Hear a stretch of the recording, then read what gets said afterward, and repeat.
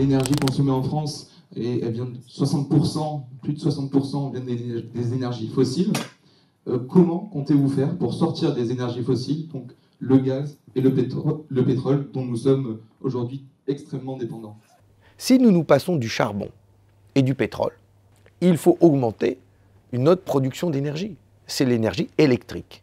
C'est pour cela que je défends un mix énergétique renouvelable et nucléaire. Les deux. Les deux doivent aller de pair. Il faut investir dans les deux pour augmenter notre production d'électricité décarbonée. Bien sûr, parallèlement, il faut aussi faire des économies dans notre consommation d'énergie. Ça veut dire rénover les bâtiments, les logements sociaux, modifier nos modes de consommation, de production, modifier nos modes de déplacement. Nous voulons nous investir 20 milliards d'euros par an dans la modification de nos modes de transport. Ça veut dire investir d'abord dans les transports collectifs. C'est pour ça que nous militons, nous, pour des transports gratuits. La deuxième chose, il faut développer le rail dans toute la France, le fret ferroviaire et le transport des voyageurs, rendre le train beaucoup moins cher, développer les pistes cyclables. Je propose 100 000 pistes cyclables en 5 ans. Concernant les voitures, je mettrai en place une prime à la conversion pour l'achat d'un véhicule d'occasion de 10 000 euros jusqu'à 10 000 euros. Donc je ne remets pas en cause les zones à faible émission. Certains disent la voiture ne doit plus rentrer. Moi je dis certains n'ont pas d'autre choix que de prendre leur voiture. Permettons-leur tout simplement de changer leur véhicule polluant en voiture propre, critères 1 et 2. Et quelles mesures concrètes et directement applicables vous allez mettre en place pour que les élevages, quelles que soient les espèces, soient plus respectueux de l'environnement et aussi rentables et pouvoir sortir des produits économiquement achetables par la population? Vous parlez de rentabilité. Moi, je voudrais que nous ayons un système agricole qui garantisse à chacun de nos paysans, de nos agricultrices, de nos agriculteurs, un revenu. Il faut qu'ils sachent qu'ils vont pouvoir vivre de ce travail. Comment inciter des jeunes, y compris qui ne viennent pas de l'agriculture, qui ne sont pas issus de familles agricoles, de s'investir dans ces beaux métiers. Nous perdons 100 000 agriculteurs tous les 10 ans. Je souhaite, pour garantir ces revenus, que l'État intervienne plus dans le partage de la valeur ajoutée entre le producteur, l'industrie de transformation et la grande surface. Quand il y a des négociations et quand on voit que ça se fait au détriment de l'agriculteur, que l'État intervienne et dit là, l'agriculteur est spolié, donc j'interviens et il y aura des prix garantis, des prix plafonds pour garantir la rémunération des agriculteurs. La deuxième chose, des fruits et légumes produits en respectant des règles, une viande produite en France respectant des règles, ça coûte plus cher. Et donc pour ça, il faut que les Français aient un pouvoir d'achat plus élevé pour pouvoir se l'acheter. Dernier levier, la PAC. 9 milliards d'euros de mémoire, elle doit servir privilégier d'abord les petites exploitations. Et comment vous allez mettre en place des mesures pour favoriser le respect de l'environnement? Les agriculteurs, quand ils produisent et quand ils travaillent, ils le font avec des règles qu'on leur a apprises et qu'on leur donne. Et donc si ces règles sont mauvaises, on les change. Mais on ne peut pas leur dire c'est ces règles-là et ensuite les traiter d'empoisonneurs. Donc il faut changer ces règles, toujours les améliorer pour aller toujours vers une alimentation la plus saine possible. Alors moi, je vais parler au nom des grands-parents. On devient grands-parents à 54 ans en France et au minimum pour 30 ans. Or, notre société et les politiques, soit vous êtes une famille où vous êtes dans la vie active, soit on vous met tout de suite à la dépendance. Est-ce qu'un ministère des solidarités intergénérationnelles serait envisageable et créable pour faire justement exister toutes ces générations qui vivent justement en lien?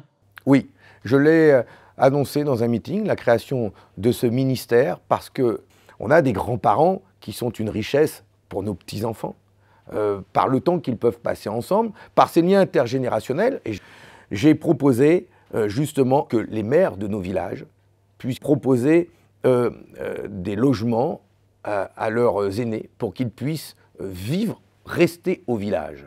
Parce que quand vient l'heure parfois de l'autonomie, de la dépendance, eh bien, ils sont obligés d'aller dans des lieux qui se trouvent loin de leur propre commune, là où ils ont vécu toute leur vie. On appelle ça chez nous des béguinages. Alors vous voyez, vous êtes retombé dans le piège. Parce que vous êtes tombé tout de suite dans la dépendance, vous nous avez parlé béguinage. Nous, on plaide pour que place pour l'apport des grands-parents qui prennent en charge ceux qui ont justement 90 ans, 95 ans et qui sont également en plus en lien avec leurs enfants et leurs petits-enfants. C'est cette génération pivot. Alors vous parlez de la retraite à 60 ans. Alors là, vous allez m'expliquer comment vous allez vous y prendre parce que à partir de 2024, il n'y a plus que la génération des plus de 75 ans qui va augmenter et qui va doubler. On va passer à 20 millions. Hein. Comment le contrat social peut-il fonctionner ? La richesse de notre pays, c'est aussi celles et ceux qui, après une vie au travail et à 60 ans, doivent pouvoir continuer de vivre, vivre heureux, et sans avoir à continuer à se casser le corps, s'épuiser la tête au travail. Celles et ceux qui veulent continuer de travailler, pour X raisons, mais pas pour vivre, pour leur bonheur personnel, parce qu'ils s'éclatent dans leur boulot, mais qu'ils le fassent. Comment je le finance? Ça, les revenus issus de la spéculation, les revenus issus des dividendes, ils ne cotisent pas à notre protection sociale. Et donc, je propose qu'ils payent une cotisation sociale, comme sur nos salaires. On paye 11% pour financer la retraite. Les revenus financiers, c'était en 2018-2019, 298 milliards d'euros, 300 milliards d'euros. 11%, 30 milliards. Vous savez, en 1936, on disait que les congés payés, ce n'était pas possible. Hein, et que les patrons, ils allaient quitter la France, parce que quand même, payer des salariés à se reposer, qui reviendrait dessus sur le droit aux congés payés? Eh bien, le droit à une retraite méritée et une vie de bonheur après 60 ans, j'y crois. Vous dites le bonheur, et nous, on est témoins, dans les gens qui viennent dans nos associations, que ce bonheur, assez vite, il peut être remplacé par l'isolement et même par une espèce de peur panique. Mais qu'est-ce que je vais faire de ma vie ? De ces 30 ans ou 40 ans, parce que la deuxième caractéristique... Non, mais je vous dis ce que je pense. Mais c'est vrai, et ce que je vous vois, avez tellement raison. Oui. La deuxième caractéristique, c'est la longévité. C'est tout à fait nouveau, c'est mondial. On a 30 ou 40 ans de vie devant nous après la retraite. C'est énorme. On est en train de prendre des décisions pour nous, comme il s'en prend pour toutes les tranches de la population, et nous ne sommes jamais associés. Est-ce que vous nous donnerez un pouvoir réel, politique, pour, en tout cas, être associés aux lois qui nous concernent? D'abord, oui, madame. Là où on bute à chaque fois, c'est sur les moyens à mettre en œuvre. Il y a effectivement tout ce que vous dites qui crée de la souffrance, la solitude, la peur de la suite. Et il y a toutes celles et ceux qui veulent faire de la muscu. Oui, à la retraite, oui. La muscu, du sport, étudier, apprendre des langues. Et il faut pouvoir y mettre des moyens, des structures, des lieux pour se retrouver, concerter, décider. Et puis, encore une fois, il y a la question du pouvoir d'achat. Oui, mais si donner du pouvoir, c'est pas forcément, ça réclame pas de l'argent, pas forcément d'être associé aux décisions qui concernent la municipalité, le département. Ça demande pas d'argent. Moi, je ne crois pas. Et donc, ce que je demande, c'est que nous soyons écoutés et pris en compte dans les décisions. Et ça, quel que soit le pouvoir d'achat. Moi, j'avais une question. J'ai lu dans votre programme que vous garantissez à tous les lycéens qui ont le bac d'avoir une place à l'université dans la filière qu'ils choisissent. Et donc, je me demande concrètement comment vous allez mettre cette mesure en place. Si aujourd'hui, il y a Parcoursup que je souhaite abroger, c'est parce qu'il manque de place dans l'enseignement supérieur par rapport au nombre d'étudiants qui souhaiteraient poursuivre leurs études après le bac. Il manque 90 000 places à peu près. Et je propose d'ailleurs, pour embaucher, proposer à des jeunes de s'engager dans l'enseignement supérieur, de les former, de signer un contrat avec eux. C'est-à-dire que nous les formons, nous les rémunérons et nous leur demandons de travailler dans l'éducation nationale, dans les services publics, pendant au moins 10 ans.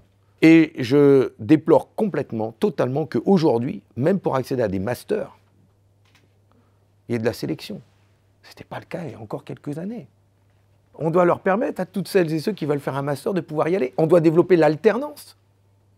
Et l'alternance, pas que pour les masters, mais aussi pour des bacs pro, avec une indemnité pour qu'ils puissent toucher des sous. Parce qu'on a autant besoin d'ingénieurs que de couvreurs. Voilà. Donc, il faut y mettre le paquet, former, ouvrir des places dans les universités, créer 120 000 logements étudiants. Ça se programme, c'est 5 ans. C'est de l'investissement public, c'est de l'argent public. Il va falloir augmenter le budget de l'État pour répondre à tous ces besoins. Je me fais une dernière fois le porte-voix d'Yvan Berthe. Pour la dernière question, vous avez parlé, Monsieur Roussel, d'énormément d'investissements publics pour réaliser votre programme. Comment comptez-vous diminuer la pression fiscale sur les ménages français qui font partie des ménages les plus imposés avec autant de dépenses publiques? J'ai programmé, moi, une augmentation du budget de l'État de 100 milliards d'euros dès la première année, par différents leviers. Il y a bien sûr la lutte contre la fraude et l'évasion fiscale, qui rapporterait tout de suite 30 milliards d'euros, c'est ce que nous avons estimé, avec différents leviers, dont le prélèvement à la source des bénéfices des multinationales. Je mettrai fin à plusieurs niches fiscales qui bénéficient de la même manière à des grands groupes, des multinationales qui font de l'optimisation fiscale. Je pense à la niche Copé, régime Murphy, etc. Fini. On a 10 à 15 milliards d'euros à récupérer tout de suite. Bien sûr, je rétablis l'impôt de solidarité sur la fortune. Nous le triplerons, ce qui permettra de faire rentrer 10 à 12 milliards d'euros par an dans les caisses de l'État. Pour une plus grande justice fiscale, que je résume en une formule, que les gros payent gros et que les petits payent petits. Le deuxième levier, c'est que je suis pour que l'État dépense mieux notre argent. Aujourd'hui, les dépenses de l'État, rapidement, il y a 100 milliards d'euros dans le plan de relance, là. Il y a 250 milliards d'euros de crédits bancaires. Et il y a en moyenne 150 milliards d'euros, c'est toujours à l'État, d'aide publique aux entreprises. C'est beaucoup quand même, hein. Il y en a de l'argent. Sauf que cet argent, il est donné ou prêté aux entreprises sans condition. Amazon bénéficie de ces aides publiques. Il y a un moment donné où je dis que cet argent public, qui est notre argent, il doit aller d'abord vers les entreprises qui relocalisent leur activité, qui la développent en France, doit aller d'abord vers les petits, les TPE, les PME, ceux qui ne délocaliseront jamais et qui ont besoin d'être aidés, surtout si on augmente le SMIC et les salaires. Ils ont besoin d'être aidés. Je préfère, moi, faire des prêts à taux négatifs, sous conditions d'investissement, à ces entreprises, plutôt que de prêter à des grandes boîtes qui délocalisent. Les prêts à taux bonifiés, je finirai par cette mesure, c'est proposer aux PME, aux artisans, aux agriculteurs, d'emprunter 100 et de rembourser 80. Ouais. Mais ça existe aujourd'hui. C'est ce que fait la Banque Centrale Européenne au marché financier. Ils gagnent des sous. Et les marchés financiers nous prêtent à nous. Ensuite, eh bien, je mènerai ce combat pour que la Banque Centrale Européenne prête à des taux négatifs aux États et à la France, mais je sais que c'est un combat, parce que je vais être en but avec les traités européens. Mais en tout cas, moi, chef d'État, je le mettrai en œuvre pour nos entreprises et pour les aider à investir.